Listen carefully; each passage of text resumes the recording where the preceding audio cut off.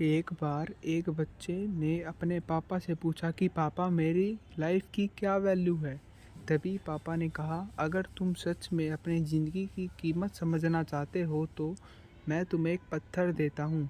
एक पत्थर को लेकर मार्केट में चले जाना और अगर कोई इसकी प्राइस पूछे तो कुछ मत कहना, बस अपनी दो उंगली खड़ी कर देना।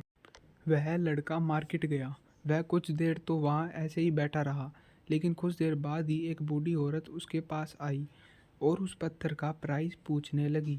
वह लड़का एकदम चुप रहा।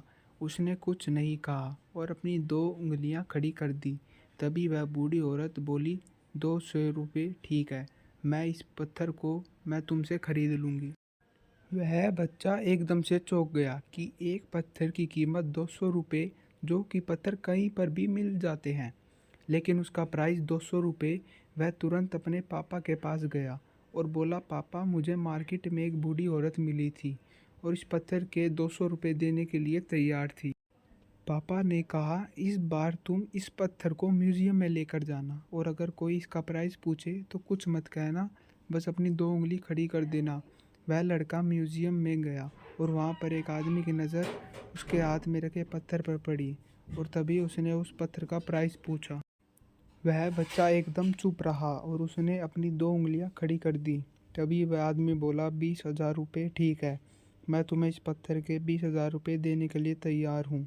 तुम इस पत्थर को मुझे दे दो। वह लड़का फिर से चौंक गया और जाकर अपने पापा से कहा कि म्यूज़ियम में मुझसे एक आदमी मिला था और इस पत्थर के 20,000 रुपये देने के लिए तैयार था। तभी उसके पापा ने कहा कि अब मैं तुम्हें आखिरी जगह भेजने जा रहा हूँ और तुम्हें कीमती पत्थरों के दुकान पर जाना है और अगर वहाँ पर भी कोई प्राइस पूछे तो कुछ मत कहना, बस अपनी दो उंगलियाँ खड़ी कर देना।